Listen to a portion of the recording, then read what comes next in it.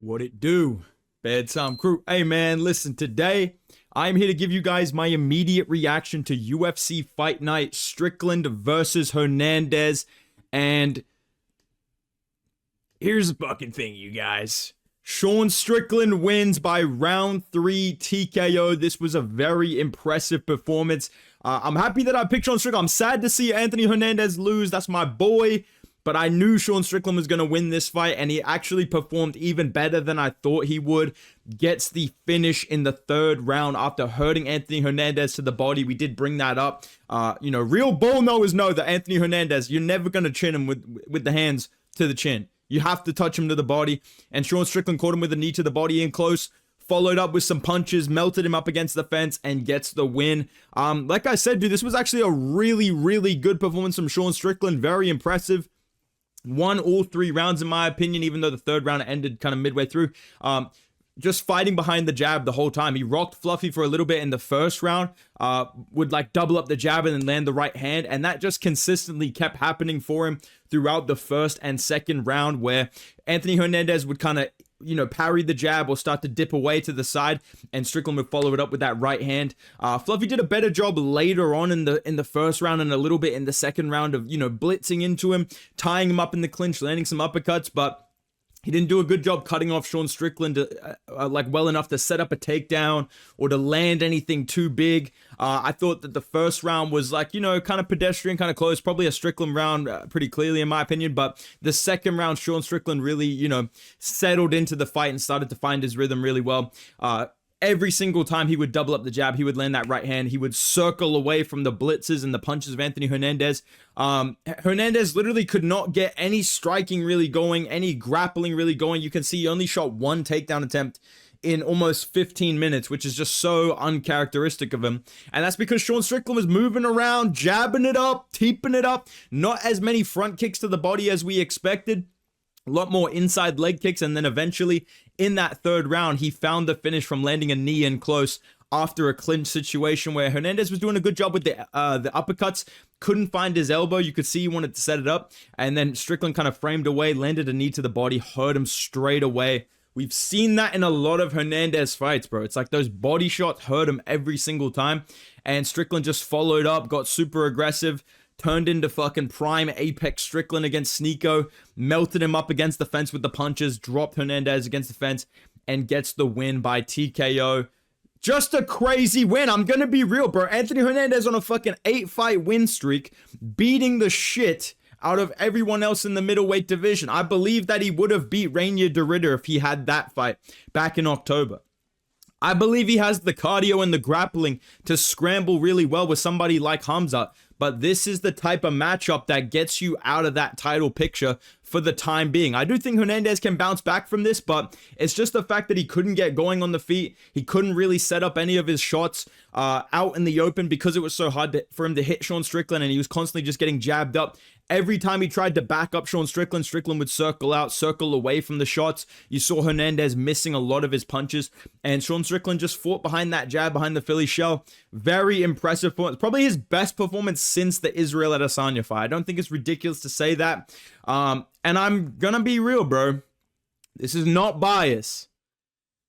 Nasruddin Imavov, brother, we'll see you in the Apex. You're not getting a title shot, buddy. We're doing Strickland versus Chimaev. I'm sorry, you have to run that.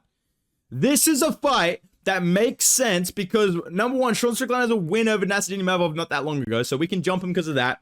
Number 2, respectfully speaking, Nasruddin Imavov, yes, he's on a great win streak. Yes, he deserves a title shot, okay? He definitely does not need to fight anybody else. He can just wait or be the backup or whatever it is. But I'm sorry, bro. I have so much more interest in seeing Sean Strickland and Hamzat Chimaev fight each other than I do in Imavov versus Chimaev. I don't care if that makes me sound like a casual.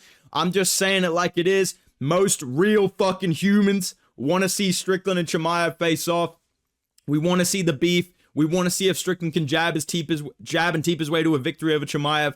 And I feel like that fight is a way bigger fight. So I would not be surprised if that gets made. But regardless of what happens, great performance here from Sean Strickland. Great way to end off the card. Same with this co-main event. Oh my God, brother. Rest in peace, Jeff Neal, man. It's like he's still here with us, brother. It's like he's still here with us, man. I thought Jeff Neal was going to win this fight by knockout, dude. And instead, He gets slimed out. He gets snotted out by Uros Egghead Medic, who bombs him with a fucking left overhand in the clinch. Not even bombs him, really. Just kind of grazes that temple. And Jeff Neal just immediately disconnects from the server. Very brutal finish in the co-main event. I'm glad that the co-main and the main event had finishes, had entertaining fights, because there was a real dip in this card. There was a point where I was like, man, this card is trash. But these last 3 fights really carried. This was a nasty win from Uros Medic. And a great post-fight speech as well. My bad. I'm fucking Jesus. Great post-fight speech as well. Really funny. Had the crowd laughing. Called out Leon Edwards for fucking Serbia. Leon! Get those fucking plane tickets ready, buddy. We'll see you over there, man. I like that fight. I like Uros Medic. This was a great win from him. Jeff Neal. I feel kind of bad for him, dude. That was a pretty nasty fucking KO. The type of fight that I wouldn't be mad if Jeff Neal just retired, because, yeah, he went out bad from a grazing shot. It reminded me of Jack Hermanson versus Mikhabek Oralbai, where I was like, okay, Uros Medic, yes, that was a good shot, but also, Jesus, Jeff Neal. Like, come on, dude. We can't be getting put out with it. We can't be getting put out with those, man. But yeah, tough finish. Great win for Uros Medic in the co-main event. Featured fight of the night, Melchizael Costa finishes Dan Ige via spinning heel kick near the end of the round.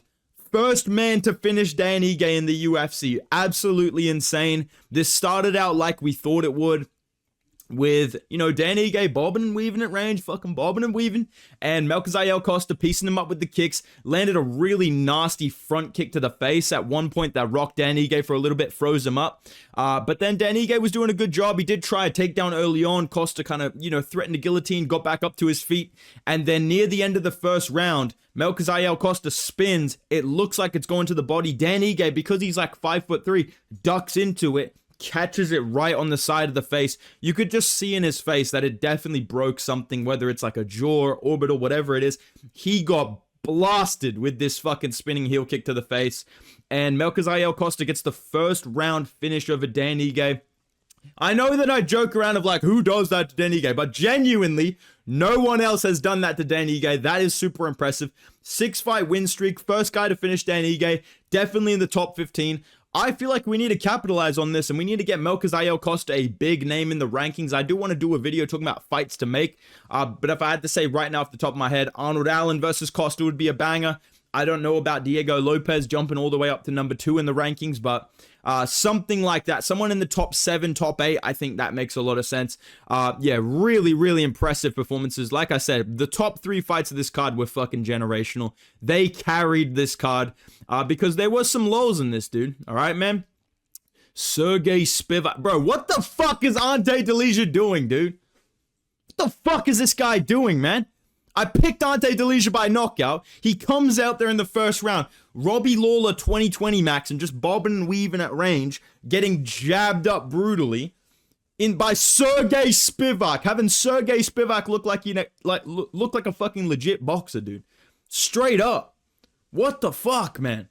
Round 2, Delija kind of getting pieced up again, but then lands a big, like, goes left hook, follows up with the right hand, rocks Sergey Spivac badly, follows up, almost gets him out of there.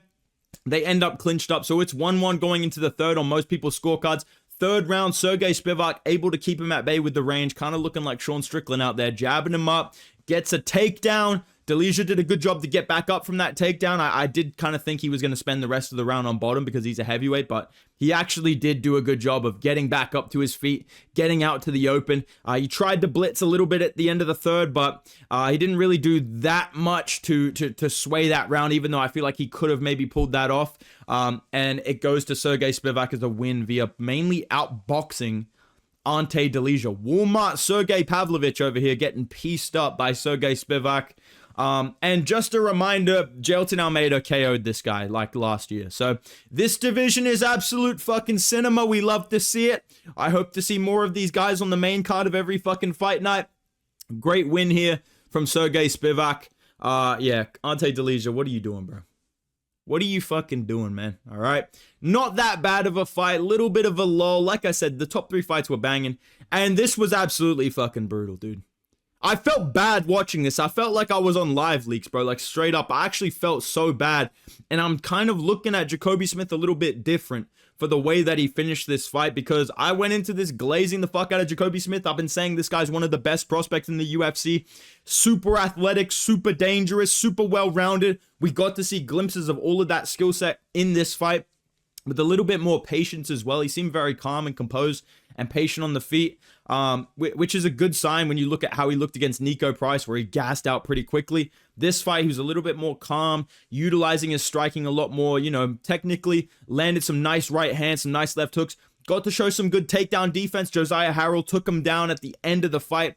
Jacoby Smith immediately reverses position. As soon as he drops an elbow, it seems like it's pretty much over, because then he follows up with hammer fist. And one thing I said in my prediction video was that this guy has some of the nastiest ground and pound I've ever seen. And we got to see it in this fight. He puts Josiah Harrell out badly with ground and pound. It was absolutely fucking brutal. And as the ref's kind of stopping it, he's still going, and the ref has to fully push him off. So I didn't like that. I felt like that was a little bit like bad sportsmanship. I understand that it's like heat of the moment type thing, but that was disappointing to see. That kind of took some of the hype off of it, because I went from being like, holy fuck, Jacoby Smith's so good, to, oh my God, he just killed this guy. You know what I mean? Like, I felt bad after watching that. So besides that aspect to it, this was a very impressive victory, very impressive performance here from Jacoby Smith against an undefeated guy with very solid grappling, solid striking, a quick, explosive guy. And Jacoby Smith took him down, defended his takedowns, reverse position, finished him brutally, outstruck him, rocked him on the feet a couple times. Just a very solid all-round performance, and called out Kevin Holland as well, which I like to see. Please do that shit to Kevin Holland, bro, for selling all my parlays. And I'll keep being a fan, dude. Great win here from Jacoby Smith. Very brutal finish, but outside of that, great performance, man. Opening up this main card, bro. I'm not going to say it was a robbery. I'm just saying, like, well. Michel Pereira wins a fucking split decision. Isn't that fucking interesting, dude? I don't know, man. I just really didn't like this fight. I felt like these guys both were trying to get robbed, basically. Like, that's how they were fighting. So I can't really be like, Zachary Reese, you got robbed, bro. You deserve this win. Because he was fighting like a fucking goofball as well. He's like jumping into range in the first round with his hands down. He gets bombed with an overhand. And then in the second round and the third round, I feel like he did enough to win those rounds, landing body kicks, landing nice combinations against Michel Pereira, who just kind of froze around at range. And then when he had energy, he would land a big shot and do something kind of significant. And I guess that kind of swayed the judges in his favor. But I felt like it was more volume and big moments from Zachary Reese versus Michel Pereira, kind of like short bursts of big moments where he would rock Zachary Reese. End of the third round, he points down. Zachary Reese tries to clip farm, immediately gets fucking put on jelly leg, goes back to just kind of standing around at range. Sloppy, somewhat entertaining, but a little bit frustrating to watch, I guess, from a technical standpoint. I do like a fucking barn burner, and I'll talk about one of the fights on the prelims, but Michel Pereira wins this one by split decision. Close, sloppy, brawl type of fight. Yeah, nothing too crazy, you know, nothing out of the ordinary. Decent end to the fight when they were pointing down and trading, but yeah, pretty disappointing performance from both these guys. And yeah, man, I think the main card really was a highlight, because the prelims, I'm not gonna lie, bro. 1, 2, 3, women's fight was a banger. 4, 5, 6, 7, fuck's sake, 7 decisions on the prelims, bro. And some of these fights were banging. Okay, some of these fights were boring, but this fight wasn't one of them. Carlos Leal versus Chidi Njokuani, fight of the night, absolute banger, absolute cinema from the jump. Carlos Leal, this guy's a blockhead and a half, man. I gotta give this guy some props, man. He wins this fight by decision. He comes out the gate immediately putting Njokuani against the fence, just spamming hooks and body shots. Njokuani, the kicks on this guy are absolutely fucking beautiful, man. I love the calf kicks, the front kicks. He was trying to land some kind of step-in elbows and some knees, tying up the head of Carlos Leal, pulling him into the knees, but Leal won the first round, pushed back Njokuani, throwing a lot of volume, a lot of big shots, and the crowd's obviously going crazy, but I do feel like Njokuani rolled with a lot of those shots, to be honest. I don't think he actually got hit that hard until the second and third round, where he was starting to kind of get hit clean and get wobbled a little bit, but Carlos Leal kind of froze him up against the fence with that volume, with that power. Njokuani had some nice moments, like I said, pulling him into the knees, landing that jab. Second round, it was a little bit more competitive, a little bit more output from Chidi Njokuani. landing his jab, landing some nice inside leg kicks as well, trying to step in with the elbows. And like I said, man, every time Liao was kind of throwing those shots, I felt like Njokuani was rolling with a lot of them. But in the second round, he did actually connect big with a 1-2 that wobbled Njokuani, followed up a little bit, but it was, it was a very entertaining back and forth fight, man. Chidi started to land a little bit more in the second round with those body kicks. Those were consistently there for him. Knees to the body. The jab could not miss because Carlos Liao literally just stands there like this, grimacing at you. So Njokuani was landing his jab. Very close second round. It went to Carlos Liao on a couple of the scorecard. I think it was like 29-28 Carlos Liao. Maybe there was a 30-27. I felt like it was like round one was to Liao. Second round could go either way. Third round, I kind of gave it to Chidi Njokuani. I guess the second round I would give to Liao as well because he did rock Chidi Njokuani. So I feel like he won the first and second. The third round was super competitive. And Njokuani dropped him a couple of times with some nice inside leg kicks. I felt like he really started to establish his range using his jab, switching stances, avoiding some big shots and rolling with some big shots from Liao, whereas every time Njokuani threw, he could not miss Liao. So I felt like he won that third round, but Liao gets the win from round 1 and 2. Absolute banger. I cannot even be mad because this fight was a fucking war. Definitely worth a rewatch on the prelims, bro. Idiris beat Ode Osborne. Why the fuck did I pick Ode Osborne, bro? And the thing that annoys me is I feel like he could have actually won this fight if he knew how to fucking get up from a takedown, bro. I mean, you know what's weird, though? He actually did get up from a lot of these takedowns. That's the thing, dude. He defended a lot of the takedowns. He got up from a lot of takedowns. But he just made these dumb mistakes on the feet where he's, like, shooting a takedown in the third round. Because I feel like the first and second were quite close. I feel like the first round, Idiris rocked him a couple of times with some nice kind of blockhead overhands. But Osborne kind of picked it up late, landed some nice counter shots. I gave the first round to Idiris pretty clearly. The second round, I honestly feel like it could have been an Osborne round if he didn't get taken down because he was landing hard body shots that seemed to kind of bother Idiris. We know that's something that kind of bothers him. But then he got taken down. He spent some time on bottom. And that really swayed these rounds. It kind of swayed the momentum as well. Every time Ode Osborne had any sort of momentum or any sort of success, he would get taken down by Idiris, and then that would open up the striking for Alibi on the feet as well. In the little moments where Osborne would get back up, but then he's like kind of waiting to fluke him, and he would just get pieced up a little bit and then taken down. So good win here from Alibi Idiris. Not super exciting, kind of a nothing 29-28, flyweight fight. But yeah, Alibi Idiris gets the win. Dude, Alden Coria. I'm glazing this guy. This guy's Joshua Van 2.0. This performance was fucking insane. This was such a good performance. Started out a little bit slow. Started to pick it up in round 2 and 3. Absolutely styled on Louis Gurule. And this is a guy that, he lost to Ode Osborne by knockout. He had a very competitive fight with Jesus Aguilar, who is a very crafty, underrated flyweight. And Alden Coria in his second UFC fight absolutely pieces this dude up for 3 rounds. He looked really good in this fight, man. Okay? Before I talk about this fight, I just want to say one thing. Why the fuck is Paramount cutting away from the corner mid-fight for a main event breakdown from the commentary team? I shit you not, in between round 2 and 3 of this fight, or I think it was Ode Osborne, whatever the guy's name is, in between one of those fights in round 2 and 3, instead of seeing the corner work of the fighters, we cut to the fucking, commentary team, and we're talking about the main event later like we're watching Zuffa boxing. What is this shit, bro? And why was my stream freezing up and going 240p every 10 seconds? Regardless of that, Alden Coria, this was one of the highlights of the card, especially on the prelims. He absolutely starred on Louis Gurule, man. Won all 3 rounds, jabbed him up, made him miss, utilized that speed advantage. The second round was a lot more entertaining than the first round.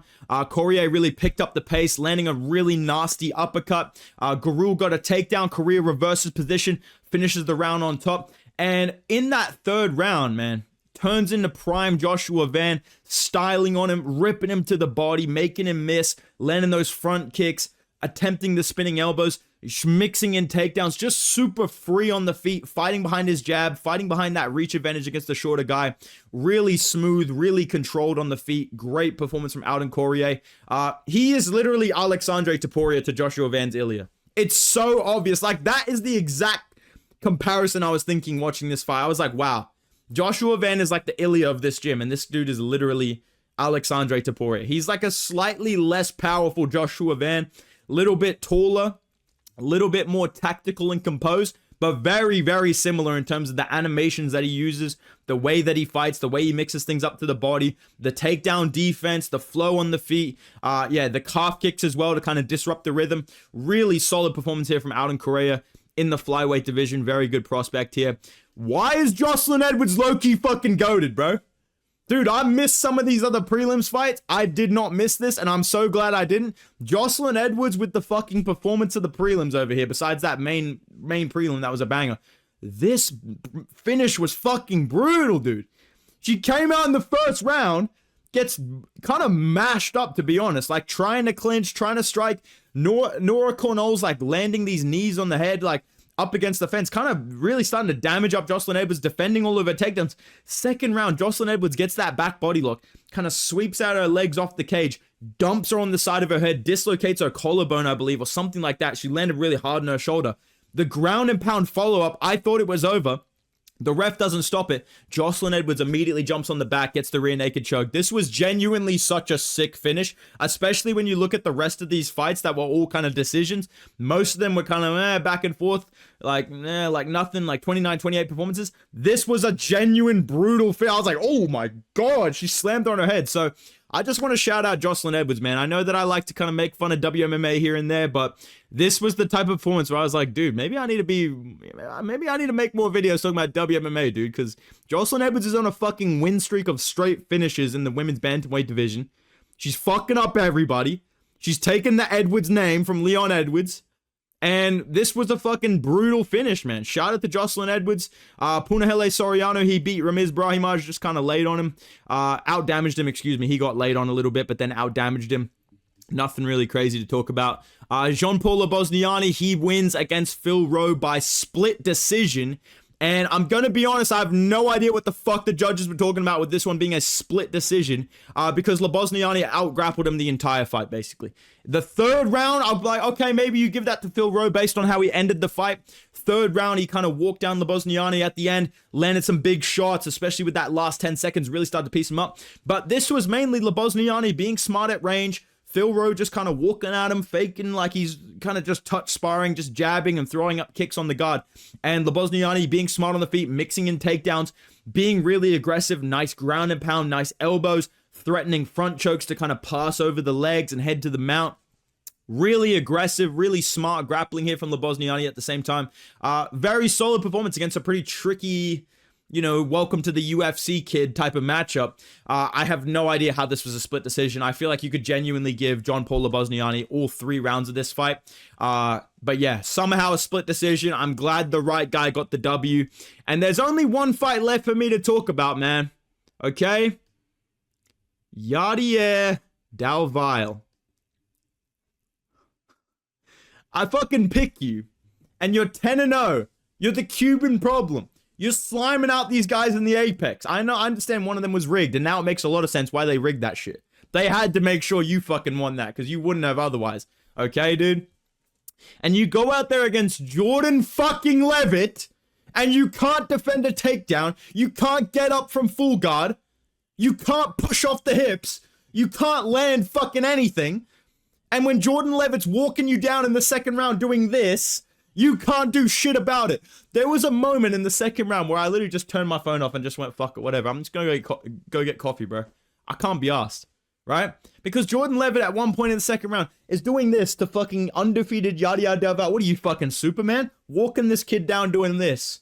Fucking with you. Basically trolling you in front of everybody. Spanks you in the third round. Second round, he fucking throws 6 body kicks in a row. I'm not joking. Rewatch the fight if you dare. Jordan Leavitt in the second round throws 6 front kicks to the body in a row. And undefeated fucking prospect Yadier Valle has no idea how to defend 6 body kicks in a fucking row. Has no idea how to defend a fucking takedown. Literally is stuck on bottom in full guard. It's like he's playing UFC 5 and he hasn't fucking ever played the game before. He has no idea how to get up, dude. Are you serious, bro? Are you kidding me? Count your fucking days, dude. We will be seeing you on the fucking Ronda Rousey versus Amanda Serrano, whatever fucking name, Gina Carano fucking featured fight, dude. We'll be seeing you there with Gelton Almeida and fucking ACB, dude. See you in PFL, bud. That is a fucking disgraceful performance to lose to Jordan Leavitt like that. And Jordan Leavitt to genuinely just blob this guy and spank him is kind of fucking insane. But Jordan Leavitt gets the win here at featherweight. Other than some lowlights on the prelims, like, yes, 7 decisions is pretty bad. Some of these fights were kind of boring. The main card was fucking generational. The Chidi and Njokuani Carlos Leal fight was generational. That was a banger.